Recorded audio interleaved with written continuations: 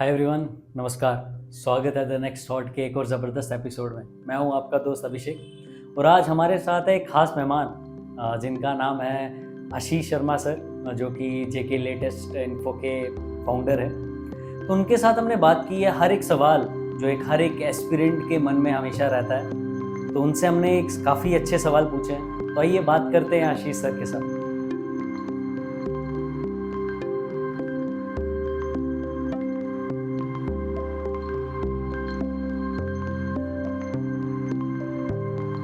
Thank you so much sir, हमारे साथ यहाँ पे पॉडकास्ट करने के लिए और हमें टाइम देने के लिए।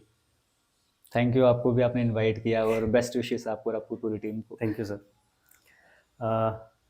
सर सबसे पहले जानना चाहता हूँ कि मतलब कैसे आपने स्टार्ट किया। मतलब हमारे जम्मू में ज़्यादातर तो गवर्नमेंट जॉब के पीछे ज़्यादा भागते हैं बच्चे। हाँ जी। मतलब आपने जब स्टार्ट किया था तो क्या सोचा था कि यार मतलब जब आपने स्टार्ट किया था तो यूट्यूब का इतना नहीं था, इतना बूम नहीं था कि यूट्यूब यूट्यूब करना है। तब कैसे सोचा कि टीचिंग करना, यूट्यूब करना, ये कैसे सोचा सब उस टाइम पे? सर एक तो मैं उस टाइम जब स्टार्ट करा था, मैं बीटेक कर रहा था, कॉलेज में था मैं।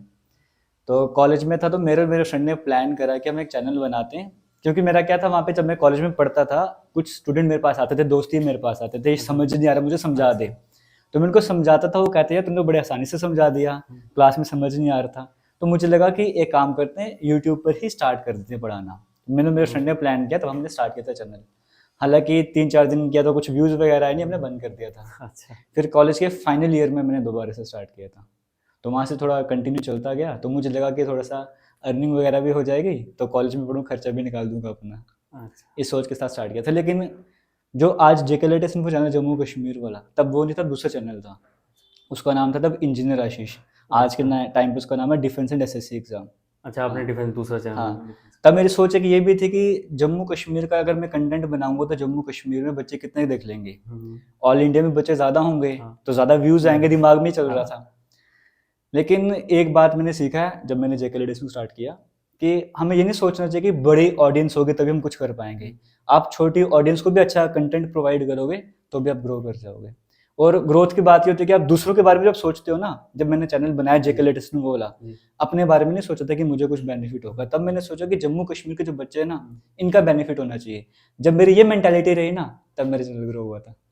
अच्छा, तो मतलब इसी से मेरे को एक बात याद आई। मैं और मेरा फ्रेंड है जिन्होंने स्टार्ट किया है चैनल, हम दोनों ने। हाँ जी। तो हमारा भी सर सबसे पहला इंस्टेंस यही था कि हमारा जेकेएसएसबी के लिए बहुत हो रहा था, पढ़ाई वगैरह कर रहे थे, एग्ज़ाम वगैरह नहीं हो रहे थे। तो मतलब एक मन में था कि यार हम क्या कर सकते हैं। मतलब एक उस टाइम हो चुका था, हम लोग 23-24 प्लस हो चुके थे। तो क्या कर सकते हैं, पढ़ तो रही हैं वही चीज़ें सेम सेम दोबारा पढ़ रहे हैं। तो हमने भी सोचा यार कि ऐसा कर सकते हैं। तो हमारी वीडियो, मैंने और मेरे फ्रेंड ने, जो हमारी फर्स्ट वीडियो है, साथ में बनाई थी कि जेकेएसएसबी को हाँ बोला था जी। कि बच्चे जो नए आ रहे हैं वो क्या सोच के आए कि जेकेएसएसबी के लिए आए कि नहीं है। तो वैसा सोचा था, तो बिल्कुल। सेम आ गया।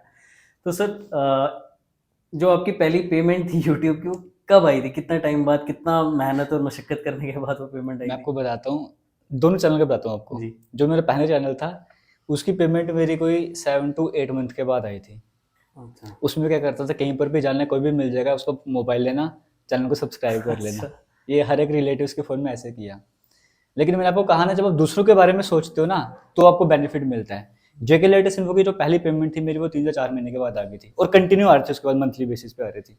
वाह, मतलब ये ऐसे चल रहा बहुत था। अच्छी ग्रोथ है हाँ। सर एक चैनल के लिए, यूट्यूब चैनल के लिए, वो भी जेएंडके में। तो सर मतलब ये आपने स्टार्ट किया पढ़ाते, तो आपने नहीं सोचा कभी कि गवर्नमेंट जॉब लेता हूँ या फिर उसके लिए तैयारी करता हूँ, ये तो साइड साइड में चलता रहेगा? जब मेरा, आपको मैंने बताया, डिफेंस चैनल जी। स्टार्ट किया था, उसका पर्पस यही था कि क्या पता, मुझे लग रहा था मुझे टाइम लगेगा गवर्नमेंट जॉब करने में, तो मैं चाहता था कि बर्डन पड़े मेरी वजह से किसके ऊपर, अपनी अर्निंग में करता रहूँ। इसी सोच के साथ मैंने चैनल स्टार्ट किया था। ठीक है। और बीटेक के जब फाइनल ईयर में था, उस टाइम पे रेलवे की वैकेंसीज आई थी, ग्रुप डी की वैकेंसीज आई थी, नहीं ग्रुप डी की नहीं थी, जेई की वैकेंसीज थी। और एक दो तो पोस्ट और थी उस टाइम पे, मुझे याद नहीं रहा सही से। उस टाइम मैंने वो पेपर क्वालिफाई करा था, रेलवे का पेपर क्वालिफाई करा था। पेपर 1 भी क्वालिफाई करा, पेपर 2 भी क्वालिफाई करा, लेकिन ज्वाइनिंग के लिए नहीं गया मैं। उसके बाद हमारे जेई के, अपने एसएससी जेई के पेपर होते हैं, वो मैंने कई बार पेपर दिया, कई बार पेपर 1 क्वालिफाई हुआ, कई बार नहीं हुआ, लेकिन ज्वाइनिंग नहीं की, क्योंकि मेरा चैनल यहाँ पे चल रहा था ना अच्छे से। अच्छा। हाँ, देखो जॉब आप क्यों करते हो, एक आपका एम होता है कि मुझे लेफ्टिनेंट बन रहा है, क्रेज होता है क्रेज आपको, हो। या मुझे पायलट बनना है या एस्ट्रोनॉट बन रहा है, एक एम की वजह जी से। जी। एक आप अर्निंग की वजह से जाते हो कि बिल्कुल। बैकग्राउंड ठीक हो जाएगा, फैमिली को हेल्प मिल जाएगी इस वजह से। तो मेरा वो एम रहा नहीं कि मुझे लेफ्टिनेंट बनना है या जी। पायलट बनना है। या जेई बनना है, वो एम मेरा था नहीं, तो इसलिए फिर मैं जॉब की तरफ गया भी नहीं। अच्छा, बहुत लोग क्या, सारे लोग सर अर्निंग के लिए करते हैं, मतलब कि अपना घर चलाना है, ब्रेड एंड बटर तो हर किसी को चाहिए होता है। तो अपार्ट फ्रॉम पैसा कुछ और था सर लाइफ में कि नहीं यार ये करते हैं, कुछ मजा आ रहा है इसमें, कैसा था, क्यों स्टार्ट किया और क्यों लगातार लगे रहे इसमें? देखो सर, आपको घर चलाना तो अर्निंग तो ज़रूरी है, जी। उसके लिए तो करना पड़ता है काम, लेकिन मेरा सिर्फ ये नहीं कि सिर्फ अर्निंग की वजह से ही मैंने जेके लेडेसिलो चैनल स्टार्ट किया था। इसके पीछे का कहानी ये थी कि जैसे मैं जब एग्ज़ाम की प्रिपरेशन कर रहा था, तो मैं भी कोचिंग वगैरह करना चाहता था, एफर्ट नहीं कर पा रहा था। तो मेरा पर्पज़ था कि फ्री में सबको कोचिंग प्रोवाइड करी जाए, और वैकेंसीज़ भी अच्छी खासी आने वाली थी। तो मेरा पर्पज़ था कि अगर मेरी वजह से अगर एक बच्चा भी अगर जॉब कर पाएगा, तो सैटिस्फैक्शन मिलेगी। और जब मैंने पढ़ाना स्टार्ट किया, कंटिन्यू करना स्टार्ट करा, कश्मीर से कुछ बच्चे ऐसे मैसेज करते थे कि सर हमारा 8-10 फ्रेंड्स का ग्रुप है, हमारे गाँव में नेटवर्क नहीं आता। हम पहले जाते हैं 8-10 किलोमीटर दूर आपकी वीडियोज़ डाउनलोड करने के लिए, डाउनलोड करके आते हैं, सभी मिलके बैठ के शेयर करके फिर वीडियो देखते हैं, फिर पढ़ना स्टार्ट करते हैं। जब इस तरह के सामने बात आती है, फिर मोटिवेशन मिलता है कि मैं उन लोगों के लिए कुछ कर पा रहा हूँ जिनको मैं जानता भी नहीं हूँ, पता नहीं कितने किलोमीटर दूरी पर हैं। तो थोड़ी मोटिवेशन मिलती है वैसी वाली। और उसके बाद क्या, जब कहीं पे भी जाना होगा, जैसे मैं कई बार शॉप में चला गया, कोई ना कोई वहाँ पे मिल जाता था, मुझे पढ़ता चाहता था, हाँ। डिस्काउंट दे देंगे सर, आप शॉपिंग करने आओ, डिस्काउंट मिल जाएगा। इवन अभी जब क्लास 4 की वैकेंसीज आई थी ना, उस टाइम पे चैनल पर चला था, आज के टाइम पे कई सारे बच्चे जॉब कर रहे हैं। एग्जाम्पल लेता हूँ, मैं किसी हॉस्पिटल में जा रहा हूँ, तो मुझे कुछ काम पड़ गया, तो मैं इंस्टाग्राम पे मैसेज डालता हूँ, क्या इस हॉस्पिटल में कोई अवेलेबल है? बच्चे बोलते सर हमें, तो काम कर देते हैं वो भी। ये सब कुछ भी बेनिफिट होता है इसका। ये तो बहुत बड़ा बेनिफिट है सर लाइफ में, अपार्ट फ्रॉम पैसा। बिल्कुल सर। तो सर कौन से साल में आपने स्टार्ट किया था ये चैनल? ये मैंने 2019 एंडिंग में 2019 मतलब हाँ स्टार्ट कर तो दिया। अभी 6-7 साल हो चुके हैं। हाँ बिल्कुल। तो सर क्या एक वो मोटिवेशन तो है, मतलब क्या आपको दिक्कतें आई, या फिर क्या लगा कि यार ये चीज़ थोड़ी सी दिक्कत दे रही है अब हमारे जम्मू एंड कश्मीर में, या आपको लगा इस चैनल के लिए कि यार क्या कर सकते हैं एज अ चैनल, या फिर क्या, मतलब मेरा जो सवाल है कि कितना मुश्किल हो रहा होता है एक यूट्यूबर को 5-6 साल सरवाइव करना, अगर पैसा नहीं आ रहा है या आ रहा है तो क्या दिक्कतें फेस की आपने एज अ लाइफ में? क्योंकि कुछ लोग होते हैं कि ठीक है वेल टू डू फैमिली से हैं हाँ कि जी। भाई अर्न कर रहा है तो सब सही हाँ है, जी। लेकिन हमारे जैसे लोग जो स्टार्ट कर रहे हैं कि यार अपनी पढ़ाई भी करनी है, ट्यूशन भी बिल्कुल। पढ़ानी है, वहां से पैसा भी आना है, बिल्कुल। तो कैसे आपने ये सब मैनेज किया सर? सर अगर मेरा सिर्फ अर्निंग वाला होता, जैसे आपको मैंने बताया, तो मैं डीमोटिवेट हो जाता। कभी एक महीना अर्निंग नहीं आई या अर्निंग कम आ गई, तो मैं डीमोटिवेट होकर छोड़ देता। सिर्फ पर्पस अर्निंग था ही नहीं, पर्पस था कि जम्मू कश्मीर के यूथ को सर्व भी करना है, ये भी एक पर्पस रहा। आपको मैंने कहा ना, कंटिन्यू मैसेजेस आते रहते हैं, बच्चे कहते हैं सर हमारी जॉब लग गई है, हम यहाँ से आपकी वीडियोस देख रहे हैं, कंटिन्यू मिलते रहते हैं, वो मोटिवेशन कंटिन्यू है, उस वजह से काम कर पा रहा हूँ। दूसरी बात सर ये होता है कि हर्डल्स तो आते रहते, सभी को आएंगे आएंगे, वो हमारी सोच होती है कि हमारी सोच हमें क्या करवा रही है। अगर आपने सोच के रखे कि कंटिन्यू चलना ही चलना है, कंसिस्टेंट रहना है, तो कोई आपको रोकने नहीं वाला है। सब कुछ आपके अंदर है, दिमाग के अंदर है कि आप सोच रहे हो, बाहर तो हर्डल्स रहेंगे, कुछ भी काम करोगे आप। सर जैसे आपको 5-6 साल हो गए, काफ़ी चीज़ें अच्छी भी होती हैं, बुरी भी होती हैं, बुरा भी लगता है, और ये जर्नी ऐसी है कि एक तो पता नहीं कब पैसे आएंगे आएंगे नहीं है, क्योंकि हमारे हाथ में तो है नहीं, हमें तो वही दिखेगा कि पैसे आए हैं नहीं आए।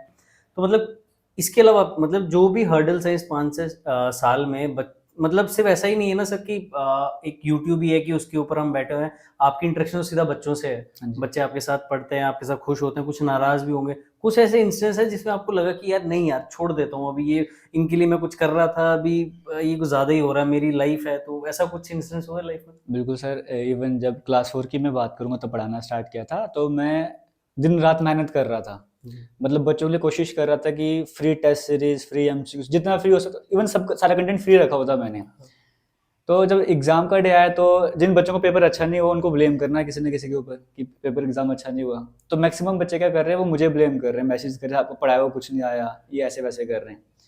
फिर मुझे रात को लाइव आके बताना पड़ा कि देखो मैंने ये पढ़ाया हुआ है, ये मेरी वीडियोस का स्क्रीनशॉट आप देखो, ये क्वेश्चन पेपर में आया हुआ है, ये क्वेश्चन मॉडिफाई करके पेपर में पूछा हुआ है। तो जब आप इतनी मेहनत करते हो, फिर आपके ऊपर ही ब्लेम लगा देंगे। अब 4 लाख बच्चों ने पेपर दिया है, वैकेंसी 8,000 है, 8,000 नहीं सिलेक्ट होना ना, तो बाकी बच्चे किसको ब्लेम कर रहे हैं, मुझे ब्लेम कर रहे हैं। तो ऐसी थोड़ा सा हर्ट करती है, लेकिन फिर भी मुझे अपना काम कंटिन्यू करता रहूंगा। लेकिन सर वही, मतलब कुछ लोग होते हैं कि आपको जानबूझ के पिंच करते हैं कि यार इन्होंने मेरा पेपर खराब हुआ है, एक तो मैं टीचर के ऊपर चढ़ जाता हूँ, लेकिन काफी हाँ बच्चों की ब्लेसिंग भी होती है, काफी बच्चे होंगे जो बोलते हैं कि सर, नहीं सर आपकी वो वजह से ब्लेसिंग्स ही हैं जिसकी वजह से मैं कंटिन्यू कर पा रहा हूँ। वही अच्छा। सब है। और अभी आज भी देखोगे आप, तो मैंने कोई भी यूट्यूबर होगा, कोई भी किसी भी तरह के कंटेंट बनाएंगे, नेगेटिव कमेंट्स तो आएंगे ही आएंगे। जब आपके नेगेटिव कमेंट आते हैं, आप देख के ही पहचान जाते हो कि आपसे जेलस करता है या वाकई में कुछ उसको सही गलत लगा उसके बारे में वो कमेंट कर रहे हैं। तो कमेंट देखने से पता लग जाता है कि इसने वीडियो में कुछ मैंने गलत किया हुआ है या मुझे जल के ये कमेंट इस तरह से कर रहा है, ऐसा भी रहता है। तो सर थोड़ा मैं आगे बढ़ता हूँ जेकेएसएसबी के ऊपर। मैं जानना चाहूँगा कि हमारे स्टेट में जेकेएसएसबी, जब हम लोग ग्रेजुएशन कर रहे थे, हाँ जी। जेकेएसएसबी का हल्का हल्का ही नाम सुना था हमने पहले। मेरे ग्रेजुएट होते होते जेकेपीएसआई की रिक्रूटमेंट हुई थी, हाँ जी। तो वो जेकेपी ने कराई थी। हाँ जी। तो जेकेएसएसबी का इतना कुछ पता नहीं था, हाँ क्योंकि जी। हम लोग सारे जो फ्रेंड थे आर्मी, मतलब आर्मी डिफेंस वगैरह हाँ साइड जी। थे, तो हम लोग उसी साइड थे। लेकिन जब हमारी एज वगैरह नहीं हुआ, एसएसबी वगैरह नहीं हुआ, तो हम लोग जेकेएसएसबी में आ गए। तो जेकेएसएसबी में आने के बाद ऐसा लगा कि भाई इससे अच्छा तो हम लोग कहीं और ही काम कर लेते। तो मतलब मैं इसी के इमोशन के साथ साथ पूछना चाहूंगा कि जेकेएसएसबी में अभी जो 2 साल पहले थोड़ा ठीक ऐसे लगा था कि ठीक हो गया जेकेएसएसबी का, फिर माहौल वैसा हो गया कि जैसे जेकेपीएसआई का 1 साल होने वाला है, 1 साल 1.5 साल होने ज़्यादा वाला हो गया। है ना सर, 1-1.5 साल से ज्यादा होने वाला है। एग्जाम नहीं हो रहे हैं, चाहे जो भी कोर्ट केस है। अभी इन्होंने कांस्टेबल का रिजल्ट निकाला, डीवी चल रही है, लेकिन अभी भी टेलीकम्युनिकेशन का वो अभी भी पेंडिंग है। तो वो बच्चा जो कोविड के साथ भुगता, उसके बाद जेकेपीएसआई के प्रोटेस्ट के बाद मतलब नहीं कर पाया, अब फिर से वो उसी लूप में फिर से फंस गया। तो सर मतलब एज अ टीचर आपको क्या लगा कि यार क्या होना चाहिए, या फिर क्या है सर आपको मतलब भावना है कि क्या है ये चीजें केसेस जेकेएसएसबी का पहले तो नाम मैंने भी नहीं सुना होता, सच बताऊँ आपको तो। वो जो वैकेंसीज है क्लास 4 की, उसके बाद ही पता लगा वैकेंसीज आने वाली, जेकेएसएसबी के पास जाएगा। और रही बात वैकेंसी की, आपने तो कुछ ही नाम लिए, आपने जेकेपीएसआई का नाम लिया, इस बार का नाम लिया, पहले भी जेकेपीएसआई में डिले हुआ था, टाइम लगा था। आपने बात की जेकेपी कांस्टेबल की, उसका पीटीपीएसटी भी हो गया, हाँ लेकिन टेलीकम्युनिकेशन का वो रिजल्ट आया, उसके बाद कुछ भी नहीं हुआ। फोटोग्राफी भी था जेकेपी वाला, हाँ उसका भी कुछ नहीं हुआ। हुआ। फॉरेस्टर के एग्जाम थे, क्रैश हो गया। 2022 की रिक्रूटमेंट थी शायद से, वो आज 3-4 साल हो गए। कई सारे एग्जाम है जो अभी भी पेंडिंग हैं, इवन जो वैकेंसीज आती हैं। अब जेकेएसएसबी का सर ऐसा है कि इससे कई सारे टॉपिक कनेक्टेड है, एज रिलैक्सेशन वाला भी आ जाता है, कई सारे टॉपिक कनेक्टेड है। लेकिन जैसे हमारे जम्मू कश्मीर में क्या है कि कहते हैं ना, अनएम्प्लॉयमेंट रेट बढ़ता जा रहा है, उसको कम करना है। तो हमारे जम्मू कश्मीर में चाहिए कि हर साल एग्जाम कैलेंडर पहले ही आ जाए, एसएससी के पैटर्न में चला जाए। अब हम ये नहीं कह सकते वो एसएससी है वो कर सकता है, जेकेएसएसबी भी कर सकता है। हर साल एग्जाम कैलेंडर आए, चाहे वैकेंसीज 4,000-5,000 मत निकालो, पर्टिकुलर डिपार्टमेंट की 1,000 वैकेंसीज हर साल निकालते जो बच्चों को पता होगा कि हमारे लिए साल वैकेंसीज आने वाली हैं, वो तैयारी करते जाएंगे। वैकेंसीज हर साल आनी चाहिए और रिक्रूटमेंट जो है टाइम पर कंप्लीट भी हो जाने चाहिए, लेकिन ऐसा देखने को मिलता नहीं है। अब जेकेएसएसबी को सर हम क्या ही समझा लेंगे, हमारे से कहने से कुछ होने नहीं वाला है। वो उनकी खुद की मेंटालिटी होनी चाहिए और उन पर प्रेशर भी पड़ना चाहिए। तो सर मतलब प्रेशर तो 2021-22 में बच्चों ने बनाया था, प्रोटेस्ट बनाया था, उनको पुलिस लेके चली गई थी, प्रोटेस्ट वगैरह हुआ, इतना बड़ा ड्रामा हो गया। तो सर जैसे हमने चलो कांस्टेबल और जेकेपीएसआई की बात की, ठीक है, डिफेंस एग्जाम है, ठीक है, कोई दिक्कतें आ रही है, ठीक है। फॉरेस्टर आपने बताया 3 साल क्वैश हो गया वो एग्जाम, मतलब बच्चों ने सर सिर्फ एक, अब क्या चीज़ें हो गई हैं, एक बच्चा क्या करता है, एग्जाम की फीस बढ़ता है, जबकि अभी इलेक्टेड गवर्नमेंट ने बोला था कि हम लोग वेव ऑफ कर देंगे वो चीज़ें। चलो वो ठीक है, 500 600 700 फीस 700 है। उसके बाद जो बच्चा ऐसा है कि यार पहली बार स्टार्ट कर रहा है, उसको कोई कोर्स भी खरीदना पड़ रहा है, तो उसको वो जो फीस है वो उसको 1400-1500 तक जा रही है। बिल्कुल 3 साल वो उसी पेपर की तैयारी कर रहा है। मतलब ठीक है, कुछ बच्चे होते हैं सर कि ठीक है यार सिलेबस मतलब 80% 90% मैच कर रहा है तो वो करता है, लेकिन फॉरेस्टर का साइंस ज्यादा था बैकग्राउंड, तो बच्चे ने बोला नहीं यार ये मैं साइंस बैकग्राउंड वाला हूँ, इसमें शायद थोड़ा सा वैकेंसी कम है, लेकिन बच्चे भी कम है क्योंकि साइंस बैकग्राउंड वाले हैं, तो 3 साल तक वो पढ़े, क्वैश हो गया। कोई मतलब हाँ बिल्कुल कोई बोलने वाला भी नहीं है सर, गवर्नमेंट में नहीं है, जेकेएसएसबी में नहीं है, ठीक है, जेकेएसएसबी के पास जाओ, जेकेएसएसबी बोलती है कि हमारी गलती से नहीं है, गवर्नमेंट कोर्ट बिल्कुल। हाई कोर्ट ने क्वैश किया है। उसके बाद अभी फॉर्म फिर से फॉरेस्टर के एग्जाम को लेकर बच्चे प्रोटेस्ट करने जा रहे थे। अभी चेयरमैन या फिर जेकेएसएस डिपार्टमेंट के अंदर से उनको कहीं ना कहीं से धमकियां मिलती हैं, या तुम लोग क्यों आओगे। तो सर कहीं ना कहीं अब जाके बच्चे सिर्फ चेयरमैन पे ही नहीं, टीचर्स पे भी गुस्सा होना स्टार्ट है। मैं किसी बिल्कुल। ग्रुप में ऐड हूँ, टीचर्स पे गुस्सा निकाल रहा है। मैं नहीं बोल रहा कि वो सही चीज है, गलत है, टीचर का काम है आपको सिर्फ पढ़ाना, लेकिन एज अ टीचर आपको क्या लगता है बच्चे कहाँ खड़े हैं, मतलब क्या सही कर रहे हैं या क्या करना चाहिए उनको? सर सबसे पहले तो आपने जैसे एस्टिमेट बताया बच्चों का 1400-1500 खर्च हो जाता है, जी लेकिन सर आप उन बच्चों की सोचो, डोडा में रहते हैं, किश्तवाड़ में रहते हैं, राजौरी पूंछ के दूर इलाकों में रहते हैं, जी वो क्या करते हैं, वो जम्मू में आके रेंट में रहते हैं हाँ सर। और यहाँ पर आके पढ़ना स्टार्ट करते हैं। उनके एक्सपेंसेस तो ज़्यादा हो जाएंगे, तो ये खर्चा ज़्यादा बढ़ जाता है। बाकी दूसरी बात ये रहती है कि स्टूडेंट्स को प्रोटेस्ट करना पड़ता है। स्टूडेंट्स क्यों प्रोटेस्ट करेंगे? जो एजेंसी जेकेएसएसबी का काम क्या है? रिक्रूटमेंट करवाना। ये काम उनका है कि वो कोर्ट केस चल रहा है कैसे ख़त्म करवाएंगे, क्या रूल्स लाने हैं उनको, किस टाइम पे एग्ज़ाम करवाना है। अभी रिसेंट का डाटा है, अभी असेंबली सेशन चला है, क्या बताया गया वहाँ पे कि जब से सरकार बनी है 2 सितंबर 2024 की बात करूँ, एक साल में कितना कलेक्ट हुआ है? 31 करोड़, 31 करोड़ 75 लाख पिछले एक साल में कलेक्ट किया जेकेएसएसबी ने। क्यों कलेक्ट किया? क्या करवाना है? एग्जाम करवाना है। एग्जाम तो वो नहीं, क्या एग्जाम एक हो साल रहा से है? कोई एग्जाम ये नहीं। एक साल का डाटा ना, हाँ सर, तो 4-5 साल में कितना कलेक्ट करा होगा इन्होंने अभी तक? 120-150 करोड़ तक तो पहुंच ज्यादा गए। होगा, क्योंकि हाँ, एक फॉर्म की थोड़ी बात, उनके सारे फॉर्म बहुत लगते हैं उस सारे टाइम पे। पीछे कांस्टेबल की 4000 वैकेंसीज थी उस टाइम, तो ज्यादा फॉर्म लगे होंगे ना। तो कलेक्ट किस लिए कर रहे हैं? वो रिक्रूटमेंट करवाने के लिए। जेकेपीसी किस लिए कर रहे हैं? करवाने के लिए, लेकिन करवा नहीं रहे। अगर स्टूडेंट्स को ही सब कुछ करना है, उनको ही प्रोटेस्ट करने हैं, उनको ही बताना सर हमारा एग्जाम कैलेंडर लेकर आओ, उनको ही बोलना सर हमारा एग्जाम टाइम पे करवाओ, आप एक काम करो जो रिक्रूटमेंट है वो भी स्टूडेंट्स को ही दे दो, वो खुद ही पेपर करवा लेंगे आपस में, आपने बोर्ड क्यों बना के रखे होंगे? तो ये ऐसा जो बोर्ड का काम है वो बोर्ड को करना चाहिए। और अगर प्रेजेंट सरकार की बात करेंगे, अगर आपको जम्मू कश्मीर को इस हाइट पर ले जाना है तो जम्मू कश्मीर के यूथ को पीछे नहीं कर सकते। असेंबली सेशन चला है, यूथ की क्या बात हुई है? कोई बात नहीं हो रही सर। क्वेश्चंस थे कि कितने वैकेंसीज वैकेंट हैं, वो तो लास्ट टाइम का असेंबली सेशन था, उस टाइम बताया 32,000 वैकेंसीज वैकेंट हैं, और इस बार लगभग बता रहे हैं 20,000 वैकेंसीज वैकेंट हैं। सिर्फ नंबर बताने से क्या हो जाएगा? एडवर्टीज कौन करेगा? जेकेएसएस भी बोलेगा कि आप सरकार को बोलो हमें क्या वैकेंसी निकाले, ये कहते सरकार की तरफ से कुछ नहीं हो रहा, तो बीच में एस्पिरेंट को लॉस हो रहा है। अगर जम्मू कश्मीर के एक यूथ की एग्जांपल लेकर चलो, तो मान के चलो जो फॉरेस्टर का एग्जाम क्रैश हुआ था 2022 का रिक्रूटमेंट थी, अगर एक साल में वो पेपर वगैरह पूरा कंप्लीट हो गया होता, आज वो जो बच्चा था वो फाइनेंशियली स्टेबल हो गया होता, उसके पास घर ना होता, उस अर्निंग से उसने घर बना लिया होता, क्या पता शादी भी कर ली होती, उसका कितना लॉस हो गया इस टाइम पर? ये कौन भरने वाला है? जेकेएसएस भी नहीं, सरकार नहीं। लॉस किसका हो रहा है? जम्मू कश्मीर का ही तो हो रहा है। अगर जम्मू कश्मीर को इस हाइट पर पहुंचाना है, सिर्फ बिल्डिंग बनाने से, रोड बनाने से कुछ नहीं होगा, जम्मू कश्मीर को यूथ को आगे ले जाना होगा। दूसरी बात सर ये रहती है कि हम बोलेंगे कि जम्मू कश्मीर में सिर्फ सरकारी नौकरी से ही सब कुछ खत्म हो जाएगा, ऐसा भी नहीं है।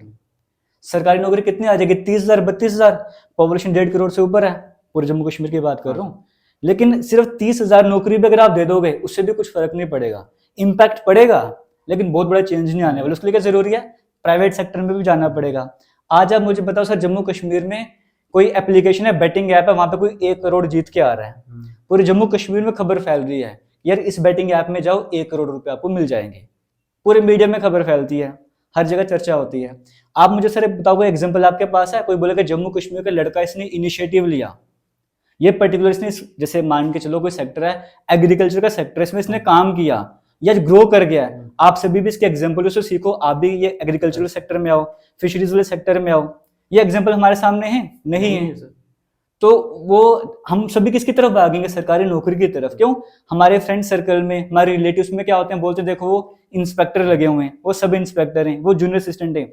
हम भी उनको देख के सोचते हैं कि यार वो जूनियर असिस्टेंट हैं, अच्छी लाइफ उनकी चल रही है, हम भी बन जाते हैं। लेकिन प्राइवेट सेक्टर पे फोकस भी तो करना चाहिए ना। सरकार अगर स्कीम ला रही है उसे इम्प्लीमेंट भी करना पड़ेगा, हर एक गांव तक वो बात पहुंचानी पड़ेगी कि सरकारी नौकरी को छोड़ के ये सेक्टर भी हमारे पास है, आप इस पर भी फोकस करो। एक कॉमन मैन को क्या डर लगता है, हम बिजनेस में पैसा लगाएंगे, अगर नहीं चला पैसा डूब जाएगा, रिस्क है, वो काम करते ही नहीं है। आप उनको एक्सप्लेन करो ना कि आप किस तरह से काम कर सकते हो, हम किस तरह से मदद करेंगे, लोन किस तरह से मिलेगा, A to Z पूरी एक्सप्लेनेशन को प्रोवाइड करो, सो दैट जम्मू कश्मीर का जो सरकारी नौकरी का बंटना है वो भी खत्म हो जाए। लेकिन इसका मतलब ये नहीं कि आप वैकेंसीज नहीं निकालोगे, सरकारी नौकरी भी निकालो, वैकेंसीज भी निकालो, और प्राइवेट सेक्टर की तरफ भी फोकस करो, दोनों तरफ फोकस करना पड़ेगा। हाँ सर, यही बात बच्चों को समझाने में टाइम लगेगा। मतलब अभी जो बच्चे गवर्नमेंट जॉब की तरफ ध्यान दे रहे हैं, वो तब तक प्राइवेट सेक्टर में नहीं जाएंगे जब तक एक तो या तो उनकी एज नहीं खत्म होगी, जो कि जेकेएसएसबी की 43 है ओपन मेरिट की, ठीक है सर। वो मैंने काफ़ी बच्चे देखे हैं सर, एक तो यहाँ पे एमएनसीज है नहीं, कोई एमएनसी नहीं है जो इसमें बच्चा बोले कि ग्रेजुएट, ठीक है यार मैं टेक्निकल कोर्स नहीं है तो मैं टेक्निकल कोर्स कर लेता हूँ तो मेरे को एमएनसी मिल जाएगी। तो सर जैसे इसी में एक सवाल मेरा जो मिस हो गया, मैं बोल नहीं पाया। एक जैसे अभी टीचर्स, मतलब जो एक बोर्ड टीचर्स हैं, जैसे 3-4 टीचर्स ही हैं सर, मतलब जहाँ तक हम जानते हैं 3-4 टीचर्स ही हैं जो JNK में काफ़ी मशहूर हैं, जो पढ़ाते हैं, आप हैं 2-3 और हैं। तो एक दारोमदार बच्चे बोलते हैं कि गवर्नमेंट नहीं, जेकेएसएस भी नहीं या कोई और एजेंसी नहीं, जेकेपीएससी नहीं, तो टीचर्स पे आता है। तो टीचर्स में 2-3 ग्रुप्स में था, मैं पहले भी जैसे बता रहा था कि टीचर्स को वो पकड़ ले रहे हैं कि सर आप नहीं आए, या आपने प्रोटेस्ट नहीं करवाया, या आप हमारे साथ खड़े नहीं हो। मतलब ठीक है सर, टीचर्स को बोलना गलत है, लेकिन आपको क्या लगता है, मतलब मेरे हिसाब से सर जो बच्चे हैं वो तंग आ गए, अब उनको समझ नहीं आ रहा है कि क्या करें। तो उनके हिसाब से जो टीचर है वो उनके यहाँ तो फादर फिगर है या फिर ब्रदर फिगर है, वैसे उस चीज से वो देख रहे हैं। तो आपने क्या सोचा जब आपको, पक्का मेरे को पता है, मैंने देखा था जितने भी टीचर, सबको उन्होंने बोला हुआ है कि सर आप नहीं आ रहे, आप पैसे नहीं दे रहे, आप बस अपनी फैमिली दे रहे हो, कोर्सेज बेचने पे लगे हुए हैं सारे, अपना कोर्स निकालने पे लगे हुए हैं, आप सामने तो आते नहीं हो, बस पैसे खाने पे लगे हुए हैं। मतलब काफी बच्चे ऐसी चीजें बोलते हैं जो मैंने देख रहा था। तो इस पे आपने क्या सोचा है, क्या लगा आपको? सर जो स्टूडेंट्स हैं ना वो फ्रस्ट्रेटेड इस टाइम पे, जी। उनको था कि पहले जेकेएसएसबी, जैसे एग्जांपल लूंगा, वो रिक्रूटमेंट करवा रहा है, उन्होंने अप्रोच करा जेकेएसएसबी को, पॉजिटिव रिस्पांस नहीं मिला, वो गए एमएलए से मिलने के लिए, रिप्रेजेंटेटिव जो इलेक्टेड है उनके पास मिलने के लिए गए, काफ़ी मेहनत की, वहाँ से भी रिस्पांस नहीं मिला। अब उनके पास एक होप होनी चाहिए ना, उनके पास होप क्या है, टीचर्स, कि एटलीस्ट इनके पास प्लेटफॉर्म है, अगर ये बाहर आएंगे तो सभी हमारे साथ बाहर आ जाएंगे, तो क्या पता प्रेशर बन पाएगा। वो इस उम्मीद से बोलते हैं, फिर फ्रस्ट्रेशन में बच्चे बोल जाते हैं, और हम अगर टीचर्स हैं तो उन बच्चों की वजह से ही हैं, और उनकी हॉबी बनती है हम कि हमसे वो बात करेंगे। लेकिन सर सबकी ना अपनी अपनी लाइफस्टाइल, अपनी प्रॉब्लम्स भी होती है, हाँ पर्सनल लाइफ भी होती है। आप ये नहीं बोल सकते सर कि वो पर्टिकुलर टीचर है, वो कोर्स बेच रहे हैं, उस पर वो है सर, कोर्स तो अगर वो है तो सेल करना ही पड़ेगा, वो तो अर्निंग तो जरूरी बन जाती है, सिर्फ अर्निंग जरूरी, बट वो भी जरूरी बन जाती है। रही बात की, जैसे अगर मैं अपने लाइफस्टाइल की बात करूंगा, अपने बारे में बताऊंगा, तो जैसे मेरी वाइफ है, छोटा बच्चा है, तो मेरी वाइफ है, उनकी पुलिस में जॉब है, वहाँ पे वो ड्यूटी जाते हैं, मॉर्निंग में जाएंगे, इवनिंग में जाएंगे, किसी भी टाइम में बुला देंगे उनको, कोई पर्टिकुलर टाइम टेबल नहीं होता। अब वो छोटा सा बच्चा 2.5-3 साल का, उसकी टेकर मैंने ही करनी है। अब मैं उसको लेकर तो प्रोटेस्ट में आ नहीं सकता, लेकिन मैं जितना कर सकता हूँ अपनी तरफ से मैं करता हूँ।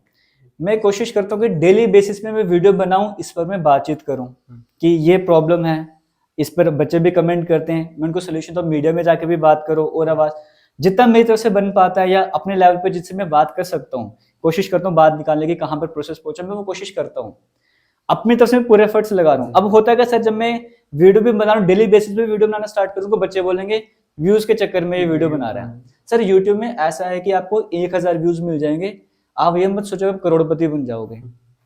अगर मैं अपने चैनल का आपसे एनालिटिक्स शेयर करूं, तो मेरे चैनल का क्या है कि 4500 या 4000 व्यूज पे $1 मतलब 70 से 75 रुपीज बनते हैं जब कट के पास में आते हैं। तो कि मैं 70 रुपीज के लिए डेली वीडियो बनाऊंगा इस पर्पज से सोच के नहीं, मेरा पर्पस होता है कि जो बच्चों के प्रॉब्लम्स है ना वो सामने में लाता जाऊं, ये पर्पस होता है। बाकी प्रोटेस्ट में आने के लिए सर बच्चे वो करते तो वो नहीं आ पाता, आपको मैंने रीजन बता दिया। बाकी कुछ टीचर्स हैं जो जेकेएसएसबी ऑफिस में जाते थे, उनसे कनेक्शन में रहता, सर आज क्या बात हुई है, वो भी मुझे बताते रहते हैं ऐसे वैसे। सबके अपना लाइफ स्टाइल, कुछ कह नहीं सकते उसके बारे में, और बच्चों के हमसे होप होती है इसलिए बस ये बातें करते हैं। तो सर मैं आपसे एक बात इसी जेकेएसएसबी के बारे में शेयर करना चाहूँगा, मेरे को कहीं से पता चला था, सोर्सेस। हाँ जी। बट जैसे किसी ऑफिशियल के पास कोई गया है या किसी से बात की है, ऑफिशियल ने उनको कुछ चीज़ें क्या बोली है कि यार आपको नहीं पता, हम लोग एग्ज़ाम नहीं करवा सकते। बच्चे ने पूछा क्यों नहीं, तो उनका एक कहना था कि हमारा इतने से इतना, मतलब मैं फिगर ऐसे बताया था, 5 से 6 करोड़ एक एग्जाम कराने पे लगे, अगर वो बाद में कोर्ट केस में क्वैश हो गया तो हम कहाँ जाएंगे, मैं खुद से, मतलब हम लोग खुद से पैसा थोड़ी ना लगाएंगे। तो ये एक बहुत ही लेम रीजन दे रहे हैं कि भाई हमारा हम पैसे लगा देंगे, बाद में कोर्ट केस अटक जाएगा तो हम लोग आगे पेपर कैसे करवाएंगे। मतलब ऐसे लेम रीजन, मतलब हमारे से ही पैसा लेके हमारा ही पैसा नहीं लगाने पे डर रहे हैं कि हम कहाँ से लगाएंगे। तो मतलब अब तो ऐसा हो गया सर, हमने जो ये हमारा जो चैनल है हमने इसलिए स्टार्ट किया था यही चीज से, इसी चीज से दुखी होके कि हमने स्टार्ट किया था यार कुछ तो करें।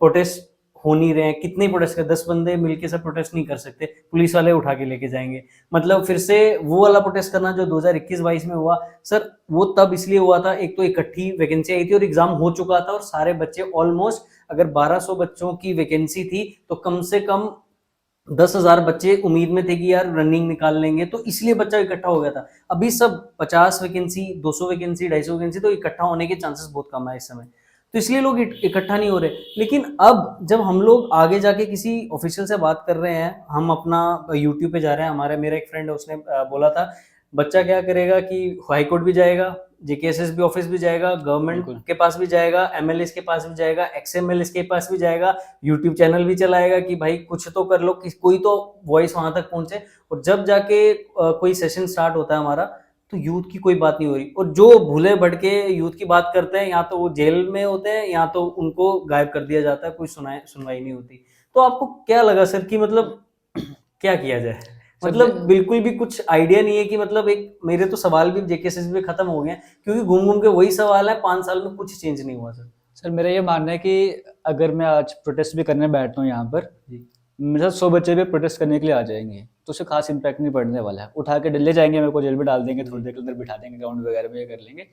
इम्पैक्ट तब पड़ेगा जब जेकेएसएसबी की विल पावर होगी और जो एडमिनिस्ट्रेशन इस टाइम पर है वो हमारे बारे में सोचेगा। अगर जो सरकार इस टाइम पर है, मैं यहाँ पे पॉलिटिक्स खेलने के लिए नहीं आया हूँ यहाँ पे, लेकिन आपको बता रहा हूँ मैं, अगर सरकार यूथ के बारे में सोचेगी, अगर वो डिसीजन लेंगे, तो जेकेएसएसबी को करना ही पड़ेगा। जेकेएसएसबी डिनाई नहीं कर सकता उस टाइम पे। तो जरूरी बन जाता है जो सरकार है वो जम्मू कश्मीर के यूथ के बारे में सोचे। मीटिंग्स हुई हैं, ऐसा नहीं मीटिंग्स नहीं हो रही है, लेकिन वो इम्प्लीमेंट नहीं हो रही है सर। आज से लगभग 1-1.5 महीना पहले कहा गया कि 1500 क्लास 4 की वैकेंसीज आएंगी, और हम टॉलरेट नहीं करेंगे किसी भी तरह का रुकावट आती है इस तरह कुछ भी, लेकिन अभी तक वो वैकेंसी नहीं आई है। तो टॉलरेट बोल रहे हैं कि 3-4 महीने बाद आएगी, फरवरी में, मार्च में, मतलब वही चलता जाएगा ना। मेरे कहने का मतलब है कि जो हायर अथॉरिटीज हैं, सरकार की मैं एग्जांपल लेके बात करूंगा, अगर वो चाहेंगे तो सब कुछ हो जाएगा। सरकार चाहे तो क्या नहीं हो सकता सर। लेकिन सर सरकार तो, अब तो ऐसा लग रहा है कि सरकार कुछ चाह ही नहीं रही है बच्चे के लिए। मतलब कुछ भी हमारा सवाल कोई नहीं उठा रहा है, हमारी बात करने में कोई नहीं आ रहा है। किसी अगर ऑफिस, मतलब सर एक पब्लिक ऑफिस है, मतलब जेकेएसएसबी ऑफिस पब्लिक ऑफिस है, हमारे लिए बनाया हुआ है, मतलब हम लोग जा सकते हैं बिल्कुल अपने सर। मतलब ठीक है, आराम से बात करने जा सकते हैं, भीड़ लेके तो नहीं है ठीक, लेकिन कम से कम बात करने तो जाए। मतलब ठीक है, अगर एक 12-20 लोग आए आपके पास मिलने, तो 2 या 3 लोग आ गए, आप चेयरमैन के साथ मिलने दो। और भी पहले चेयरमैन थे, हम लोग ने जब 21-22 में अपने चेयरमैन के पास गए हैं, तो उन्होंने हमारे साथ आराम से बात की है। ऐसा क्या चेंज हो गया कि अभी मिलना ही बंद कर दिया बिल्कुल ही? सर अब वो तो मैं नहीं कह सकता उनके अंदर क्या चेंज है, किस तरह की बातें हो रही हैं, लेकिन मैं यही कहूंगा कि फिर से मैं उसी टॉपिक पर आ जाता हूँ दोबारा से, कि अगर सरकार चाहेगी तो सब कुछ हो सकता है। आप सर अगर आज जेकेएसएसबी के ऑफिस में जा रहे हो, चेयरमैन सर से आप बात करते हो, आप उनसे बात, कितना ही इम्पैक्ट पड़ने वाला है, क्या वो आपकी बात मान लेंगे? आप बोलोगे सर नेक्स्ट मंथ में एग्जाम कैलेंडर लेकर आओ, वो बोलेंगे हाँ लेकर आएंगे, या कुछ ना कुछ इशू बता देंगे उससे बड़ा चेंज नहीं आने वाला सर। अगर बड़ा चेंज चाहिए तो सरकार को स्टेप्स लेने पड़ेंगे।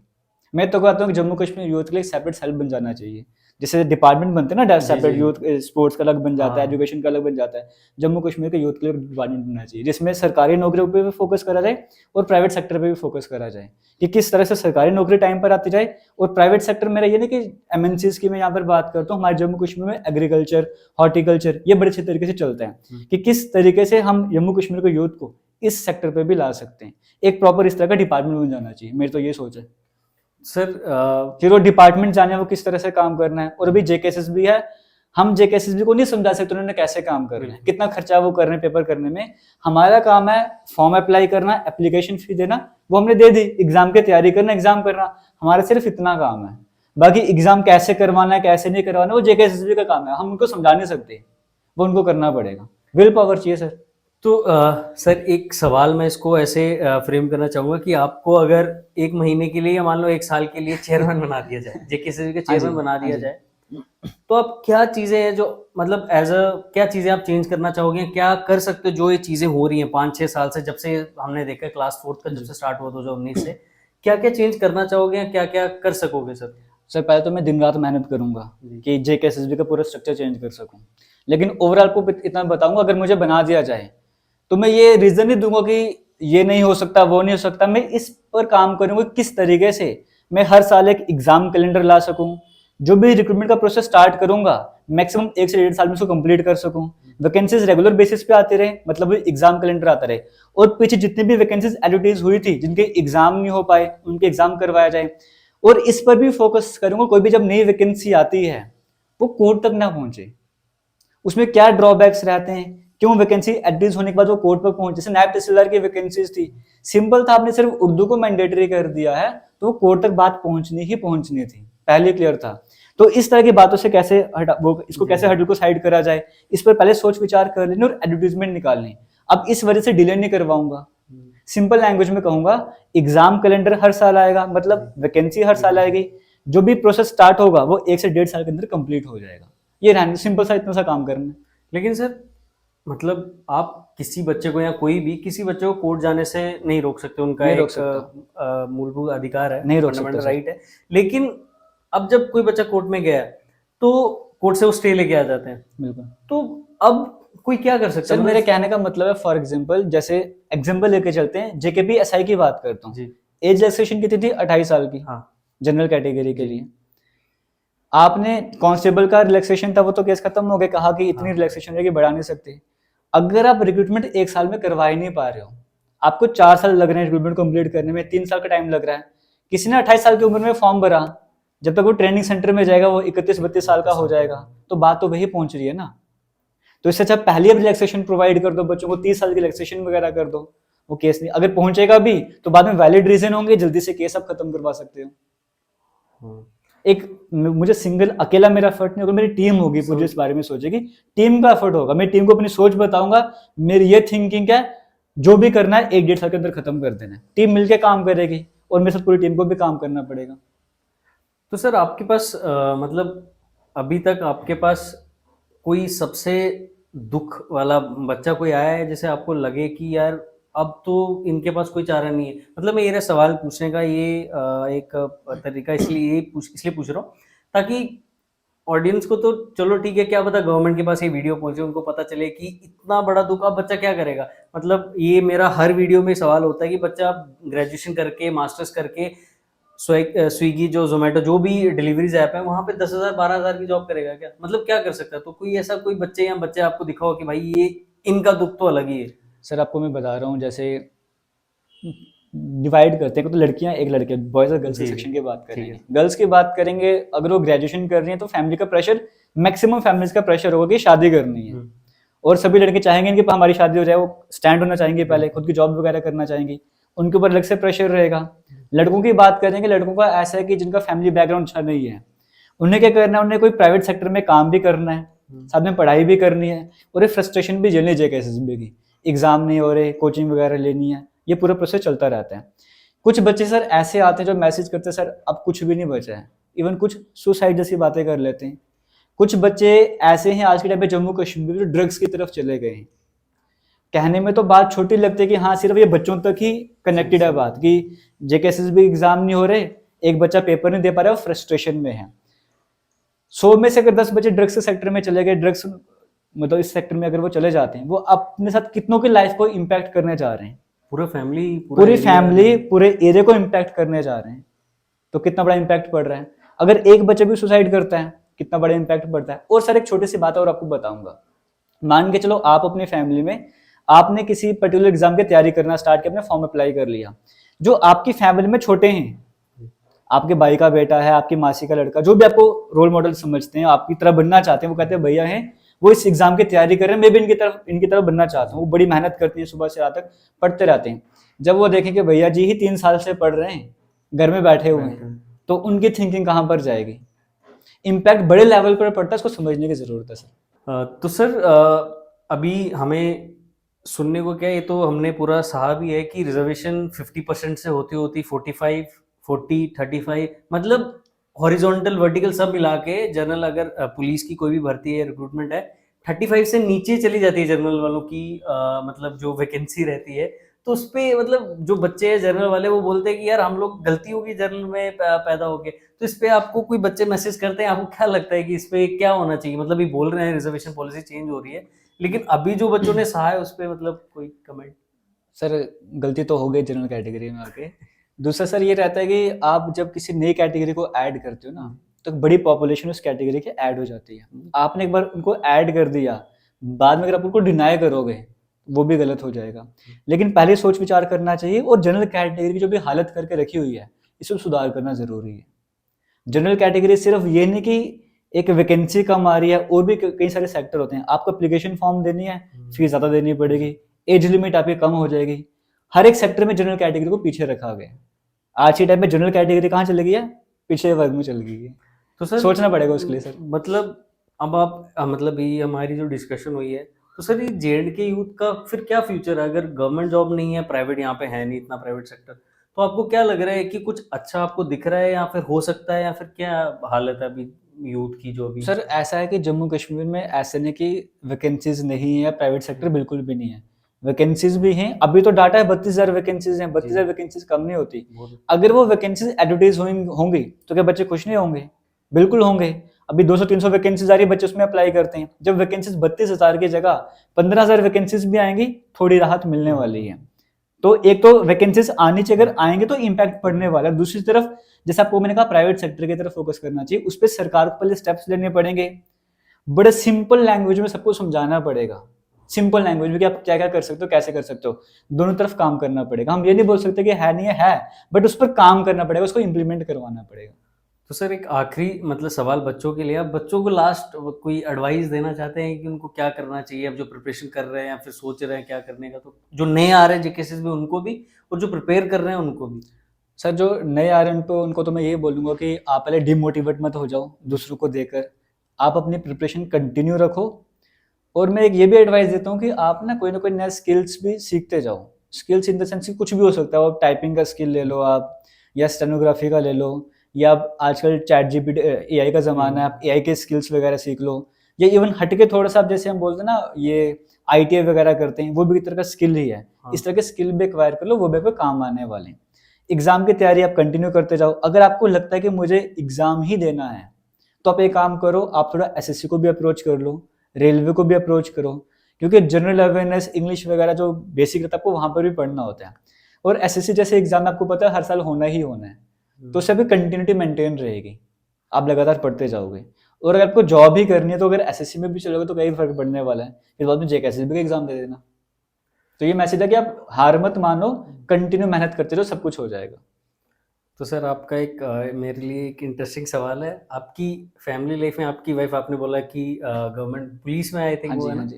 तो कैसी लाइफ है? मतलब वो जो जब उन्होंने एग्जाम क्लियर किया था कैसे, मतलब आपने पढ़ाया था या खुद ही उन्होंने कहीं से पढ़ा था? सर मेरे पढ़ाने का अगर मैं पढ़ाऊंगा, अगर 1000 बच्चों को पढ़ाना तो 1000 में से क्या पता 100 सिलेक्ट होंगे, 900 ना सिलेक्ट होंगे, वो बच्चों के अपने ऊपर होता है। जी।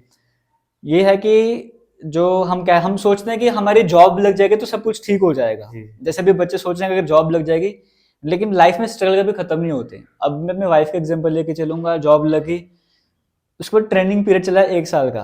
हमारा बेबी छोटा था, 4 से 5 महीने का होगा, उसको छोड़ के ट्रेनिंग सेंटर में चले गए। कितना डिफिकल्ट होता माँ को 4 छोटे से बच्चे को छोड़ के जाना। तो क्या वो स्ट्रगल नहीं था? अगर जॉब लग के सारी परेशानियां खत्म हो जाती हैं तो फिर अलग बात ही। वो ट्रेनिंग सेंटर में जो ट्रेनिंग आपको करनी पड़ती है, वो भी एक अलग कहानी रहती है उसकी। उसके बाद अभी जब ड्यूटी आती है फिर टेंशन रहती है कि पोस्टिंग कहाँ पर होगी, कल ड्यूटी कब जाना है, क्या इवनिंग शिफ्ट में बुलाएंगे, आज मेरी ट्रांसफर होने वाली है। तो पूरी लाइफ में चलता ही रहता है। तो ये है कि बस फिर से मैं उसी बात पर आ रहा हूँ कि स्ट्रगल लाइफ में कभी खत्म नहीं होते, बस कंटिन्यू मेहनत करनी चाहिए। तो सर आपने ये तो बताया नहीं कि आपकी वाइफ ने आपसे पढ़ा था या फिर कैसे? पढ़ाया तो था मैंने। तो पूरा आपने पढ़ाया? हाँ पढ़ाया था मतलब मैंने। आप ही का सर योगदान रहा आपको था? मैं बताऊं उनके बारे में कि पढ़ाया था मैंने, लेकिन बीच में फिर वो उस टाइम प्रेग्नेंट भी हो गए थे बीच में, जी। 5-6 मंथ तक कुछ पढ़ा ही नहीं। उसके बाद तब मैं वीडियो बनाता था ना, जी जी। बाहर वीडियो, तभी सुनते थे खाली, ओ, सुन सुन के तो इनको वो दिमाग में रहा और एग्जाम में क्वालिफाई भी करके आ गए यहाँ से। हाँ, congratulations 5-6 महीने का सर। गैप था उसके बाद भी। मतलब आपका जो क्या बोलते हैं एस्पिरेंट है या जो आपका स्टूडेंट है वो आप घर पे ही है। सही है। तो सर मतलब तो सर आप जो फीस आपकी जो आपके कोर्स की रहती है, कितनी फीस रहती है? सर फीस तो वैसे नॉर्मली 500 रहती है। जैसे अभी मैंने जम्मू कश्मीर स्टार्ट करा काम, एक फाउंडेशन कोर्स लॉन्च करा है। वो फाउंडेशन कोर्स किसके लिए कि बच्चों को, जैसे एक वैकेंसी नायब तहसीलदार की वैकेंसी आ गई, क्लास 4 की वैकेंसी, जूनियर असिस्टेंट की आ गई, लाइब्रेरियन की आ गई, ऑलमोस्ट लेवल सेम ही होता है, कुछ टॉपिक अलग होते हैं। उसकी वजह से बच्चों को सेपरेट कोर्स परचेज करना पड़ता है। कोई कोर्स 800 का बेच रहा है, कोई 1000 का बेच रहा है, तो 2 कोर्स 2000 के पड़ जाएंगे, या 2 कोर्स 1600 के पड़ जाएंगे। मैंने 550 रुपीज़ में एक फाउंडेशन कोर्स रखा, उसमें 10+ कोर्सेज हैं जेकेएसएस भी के, क्योंकि सिलेबस ऑलमोस्ट सेम ही होता है। किसमें एक सेक्शन एक्स्ट्रा आ जाएगा, किसमें 5 टॉपिक एक्स्ट्रा आ जाएंगे, तो वो फोल्डर वाइज बना के रखा हुआ है। बाकी कोर्सेज की 400 भी रहती है, 450 भी रहती है। और जो बच्चे सर मैसेज करते हैं कि हम एफर्ट नहीं कर पाते, आज अगर कमेंट सेक्शन में अगर वो बच्चे आएंगे तो एप्लीकेशन में सिर्फ इसी ईयर की पर्टिकुलर बात करूंगा, 500 के आसपास स्टूडेंट ऐसे हो चुके हैं जिनको मैंने 50 रुपीज़ में 70 रुपीज़ में, 75 रुपीज़ में या 100 रुपीज़ में भी कोर्स ज्वाइन करवाया हुआ है, जो पूरा कहते हैं सर कोर्स? पूरा कोर्स अफोर्ड नहीं कर सकते। और इन केस अगर 1 साल हो जाता है, वैलिडिटी खत्म हो जाती है, तो दोबारा से एक्सटेंड भी 50 रुपीज़ 75 रुपीज़ में करवा देता हूँ, ऐसे रहता है। सर मतलब ब्लेसिंग तो यहीं से आ रही है, मतलब इतना आप हेल्प कर रहे हो बच्चों को, तो तभी आपको सर मतलब आपके यूट्यूब और इंस्टाग्राम पे देख रहा था, काफ़ी मतलब काफ़ी लोग आपको सिर्फ फॉलो ही नहीं करते, काफ़ी इंटरेक्शन बहुत आपके साथ, शायद आप इतना हेल्प कर रहे हो बच्चों की शायद उसी वजह से। पर्पस सर यही था, उसी को आगे कर हाँ। रहा हूँ, बस वो जितना हो सकता है करता जाऊँगा sir. Thank you so much sir, हमने यहाँ पे आने के लिए, हमारे साथ बात करने के लिए। एक्चुअली मैं मोटिवेट भी हुआ सर आपसे कि आपने इतना लंबा सफ़र तय किया और बच्चों को हेल्प करते हो। एक तो सर सफ़र होता है कि एक पर्सनल सफ़र है कि यूट्यूब चैनल है, अपना कर रहे हैं, ब्लॉगिंग हो गया वगैरह अपने लिए, जैसे ये छोटा-मोटा। लेकिन आपका सफ़र सर बच्चों को हेल्प करना, बुरा भी सुनना, अच्छा भी सुनना, और उनके लिए एज़ हमेशा रहना कि भाई रात-रात भर मैंने आपकी वीडियोज़ कहीं सुन रहा था कि सर कभी भी होता है रात-रात पर 2-2 1 बजे पे भी आप वीडियो बना रहे हो। तो thank you so much sir, हमारा ऑनर है कि हम आपको यहाँ पे ला पाए, और thank you so much sir. Thank you so much आपको भी। और सर स्टूडेंट्स को जितना हो सकता है मैं करता रहूँगा, अभी प्लान कई सारे हैं, लेकिन जी। कोशिश करूँगा उनको एग्जीक्यूट करने के। जी। और आपको भी बेस्ट विशेस मेरी तरफ से, और आप भी उम्मीद करता हूँ कि जल्दी ग्रो करोगे। और सर जब जैसे आपके 1 लाख सब्सक्राइबर होंगे, हाँ, ज़रूर से दोबारा से इनवाइट कीजिएगा। Thank you so much sir, thank you so much, पक्का मिलेंगे सर उसी। ठीक है सर, थैंक यू सो ठीक मच। है, thank you sir. Thank you so much हमारे साथ यहाँ बने रहने के लिए। अब आपको 2 काम करने हैं। पहले तो इस वीडियो को जितना हो सके इतना शेयर करना है, और दूसरा आप हमें कमेंट कीजिए कि हम और किन-किन लोगों को यहाँ ला सकते हैं, और तीसरी चीज़ आप हमें बताइए कि हमने ये वीडियो कैसा रहा, कैसा एपिसोड रहा, कोई गलतियाँ हो तो प्लीज़ हमें कमेंट में बताइए ताकि हम उसको सुधार कर सकें। तो thank you so much and जय हिंद।